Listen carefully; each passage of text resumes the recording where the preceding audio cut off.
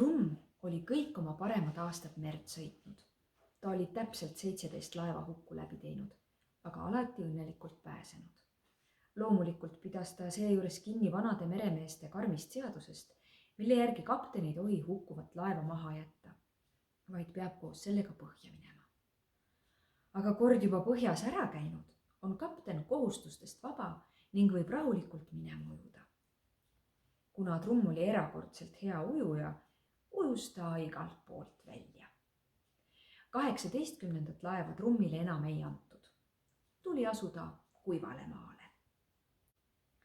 Praegu elas Trumm üksi oma majas avara väljaku ääres ja ta suure elutoa lae all rippusid kõigi 17 põhja läinud laevamudelid. Ja lõpuks oli tal ometi võimalus teoks teha oma lapsepõlve suurimad unistused. Värvida vesi värvidega ja õppida uisutama. Paraku juhtus temaga uiskudele alati igasuguseid õnnetusi. Nii ka nüüd. Kui Kunksmoor, meremees ja Trumm pärale jõudsid, käskis Kunksmoor Trummil kohe pikali heita. Seda maid alustas ta läbivaatust. Kuidas ta valutab, küsis Moor Trummi tagurpidist jalga uurides. Kas närib või pistab? Trumm mõtles järele ja ütles. Pistab. Väga hea, ütles Kunksmoor. Kui näriks, ei saaks ma lootust anda. Aga siin, ma usun, saab aidata. Trumm läks väga rõõmsaks. Kunksmoor laskis meremehel, kes ikka veel märgades riietes lõdises, rohud tuppa tuua.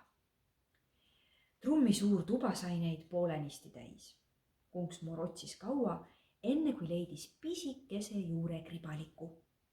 Seejärel laskis ta end kööki juhatada. Ta keetis juure pehmeks, ajas läbi sõela, tempis veega parajaks ja nõudis siis kurakäe sõrmkübarat. Oh heldeke, ütles Trumm.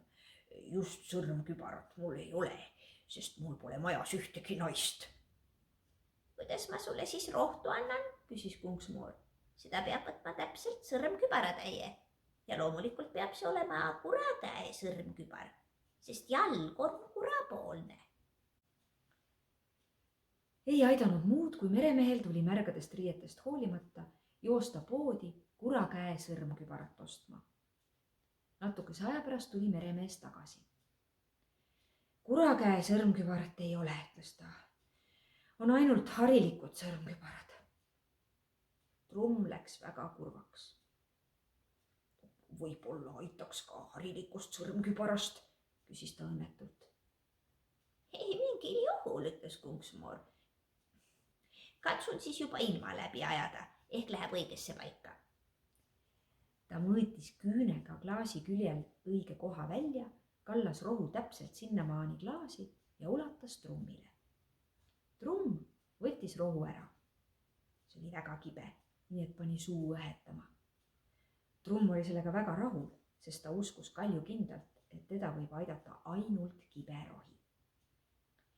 Ülejäänud rohu kallas Kunksmoor suurde rohelisse pudelisse. Ravi kestab kõige rohkem nädalapäevad, ütles ta. Kui jalg selle aja peale õigeks ei keera, siis aitavad veel ainult sõnad. Mul on külm, ütles nüüd märg meremees. Ma arvan, et mul on palavik. Kunksmoor katsus ta otsaisist ning noogutas pead. Muidugi on sul palavik, ütles ta. Miks sa seda saarele ei öelnud, oleksin võtnud ka palavikurohud kaasa. Aga meremees mõtles, et kui paadis oleksid olnud ka palavikurohud, siis oleks paat kindlasti põhja vajunud. Kunksmoor käskis meremehel märjad riided seljast ära võtta ja voodisse minna. Siis keetis ta temale kibuvitsamarja teed. Tal tuli teed nii rikkalikult, et seda jätkus ka Trummile ja talle endale. Trumm võttis puhvetist oma kõige ilusamad kuldservaga tassid. Väga ettevaatlikult ringi hüpeldes, et mitte tasse ja taldrikuid lõhkuda, kattis ta laua. Mu jalad juba surisevad kenasti, kordas ta kogu aeg rõõmsalt. Nad istusid Kunksmooriga teed jooma. Ka haige meremees sai suure tassi täie. õnnetuseks lõdises ta palaviku käes nii tugevasti, et ajas kõik tee voodisse ega saanud suhu piiskagi. Missugune aromaatne tee, hüüatas trumm, kui oli lonksu rüübanud. Ma olen lihtsalt võlutud. Noh, naeratas kunksmoor. Minu juuresolekul peabki võlutud olema. Võtke ometi küpsiseid, pakkus trumm viisakalt. Kunksmoor maitses küpsiseid. Siis nad vaikisid natuke aega. Ja seejärel küsis trumm. Kas ma tohin uudishimulik olla? Kuidas on teie nimi? Kunksmoor oli tähelepanust liigutatud. Mind on alati kutsutud ainult kunksmooriks, vastas ta. Aga tõeliselt on mu nimi Emmeliine. Oi kaunis, hüüatas trumm. Te olete meelitaja, lausus kunksmoor häbelikult. Meremees aevastas ja köhis kogu aeg, kuid vestlushoos ei pannud kunksmoor ja kapten trumm teda üldse tähele. Hommikul oli jalg juba parem. Möödusid veel mõned päevad ja ravi jõudis lõpule. Paraku oli ravikuur mõjunud mõlema jala peale ühteviisi. Nüüd seisid trummi mõlemad jalad põigiti all. Varbad vaatasid sissepoole, kannad väljapoole. Noh, ütles kunksmoor, ma ju ütlesin, et on vaja kurakäe sõrmkübarat. Trumm katsus astuda mõned sammud. Kuidas on? Küsis kunksmoor murelikult. Päris hea, vastas trumm rõõmsalt ja peatus. Ent niipea, kui ta seisma jäi, kukkus ta pikali maha. Mis see siis nüüd oli? Küsis kunksmoor, mis juhtus? Ma ei tea, ütles trumm, ma kukkusin maha. Ta tõusis uuesti püsti ja proovis seinast kinni hoides seista. See õnnestus suurepäraselt. Kõik on korras, ütles ta ja tuli jalgu ettevaatlikult teineteisest üle tõstes läbi toa. Kunksmoori ees ta peatus. Kuid seisma jäänud kukkus ta kohe jälle maha. Kuule, kas sa ei saa seista või? Küsis kunksmoor. Paistab jah, vastas trumm. Aga sellest pole midagi.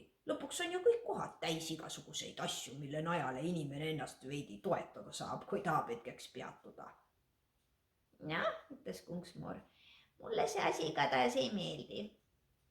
Tuleb sõnu katsuda. Sõnu oli mõtet lausuda aga ainult täiskuu neljapäeval. Parajasti oli just täiskuu kolmapäev.